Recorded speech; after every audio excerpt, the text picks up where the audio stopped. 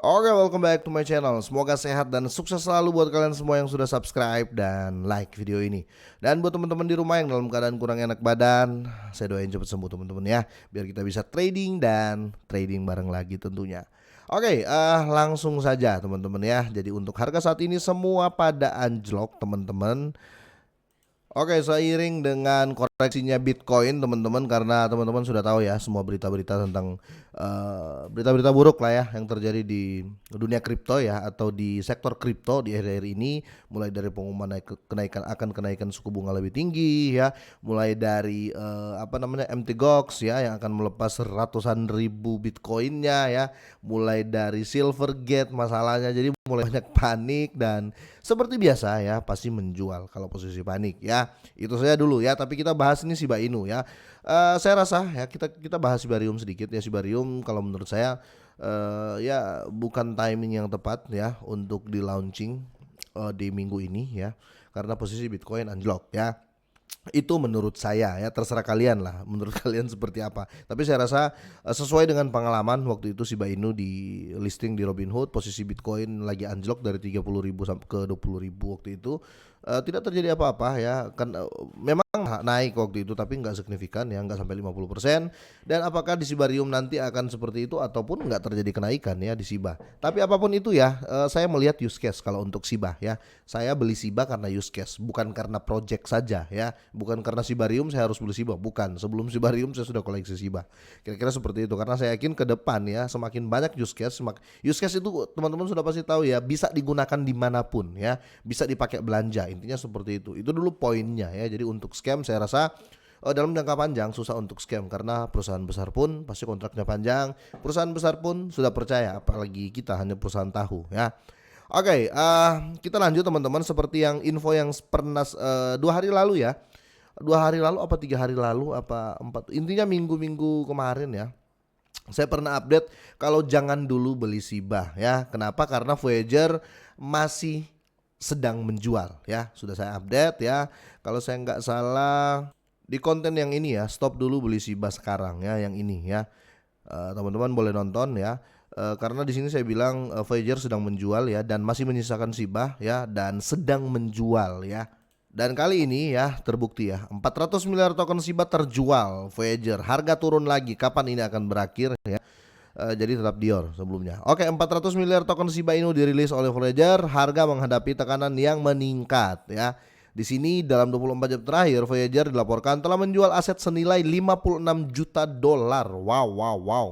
Termasuk lebih dari 27 ribu Ethereum ya, FGX senilai 6,3 juta, Shiba senilai 4,4 juta, wow, dan Link senilai 1 juta dolar. Pada saat yang sama Voyager menerima 33,7 juta USDC dari Wintermute ya.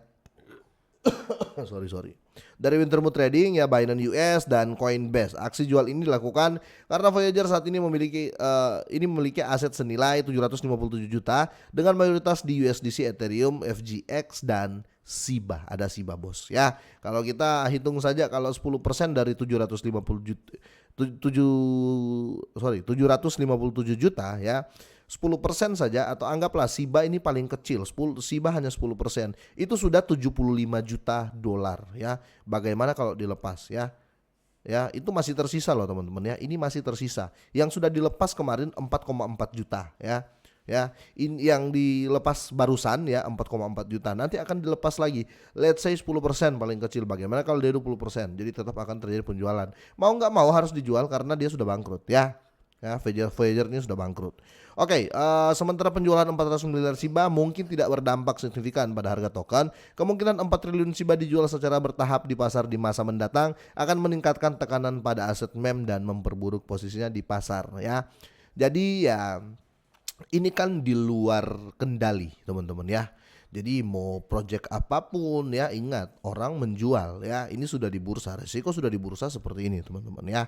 Jadi ya kita lihat saja lah. Makanya dari awal selalu saya katakan buat kalian semua, kalau mau beli koin ya, minimal nggak scam dulu ya. Itu patokannya itu, supaya gini teman-teman, kenaikan dan penurunan harga ya itu tidak jadi masalah ya, karena kita untuk jangka panjang ya. Oke, karena begini, kalau naik pasti turun lagi kok. Kalau turun pasti naik lagi kok. Ya intinya di 2 poin itu saja. Nah, di sini tindakan Voyager baru-baru ini kemungkinan besar disebabkan oleh kombinasi berbagai faktor termasuk kebutuhan dan likuiditas ya, kondisi pasar dan potensi risiko yang terkait dengan kepemilikan aset yang mudah berubah seperti SIBA. Penjualan aset juga dapat menjadi upaya untuk minimalkan potensi kerugian jika terjadi penurunan market atau penurunan pasar. Nah, di sini terlepas dari penjualan besar-besaran, Voyager tetap menjadi pemain penting di pasar cryptocurrency yang memegang aset senilai hampir 760 juta, hampir 1 miliar dolar ya.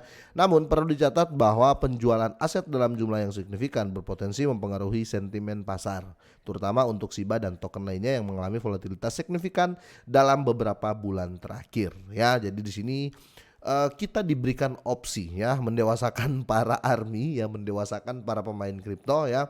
Tindakan-tindakan apa saja yang kalian ambil ketika terjadi news seperti ini? Ini bukan news fake ya. Ini memang sudah nyata teman-teman ya, sudah nyata Voyager itu pasti akan jual habis ya. Nggak mungkin nggak, pasti dia akan jual habis. Nggak mungkin dia hold ya, karena posisinya banyak yang harus dia bayar.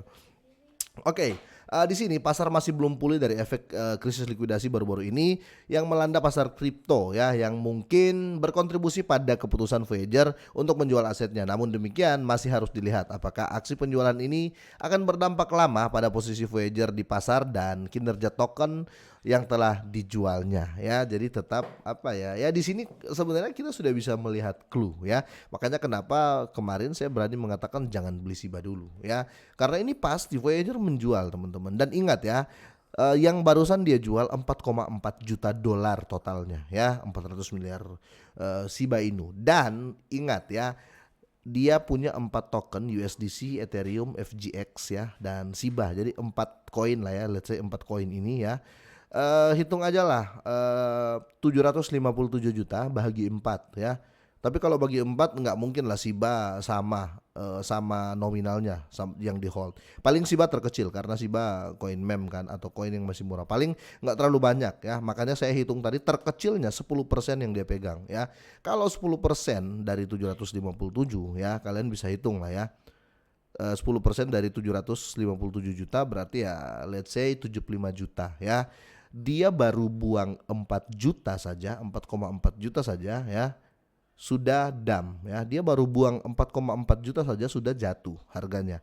Apalagi nanti kalau dia buang 75 juta, hampir 10 kali lipat dari ini ya. Otomatis masih terjadi penurunan. Coba deh dihitung ya. Jadi sekali lagi tetap hati-hati buat kalian semua yang mungkin ada berpikiran kalau gitu saya cut loss dulu nih. Ya kan masih dijual ya, bisa juga teman-teman ya, bisa juga. Tapi saya nggak sarankan kalian cut loss. Kenapa teman-teman? Karena segala kemungkinan bisa terjadi. Kenapa segala kemungkinan bisa terjadi? Ingat Sibarium bisa mendongkrak juga gitu loh ya. Tapi terserah kalian mau cut loss, terserah ya. Takutnya pas kalian cut loss Sibarium launching, kita ketinggalan ya, takutnya seperti itu ya. Mending kalau bisa ya dibagi dua ya, cut loss pun jangan semua.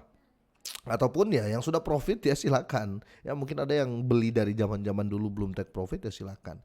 Oke, intinya tetap Dior sih buat kalian semua ya. Do your own research, gunakan uang sebijak mungkin. Kalau bisa tetap pakai uang dingin ya. Semoga bermanfaat, semoga sehat terus dan sukses selalu buat kalian semuanya.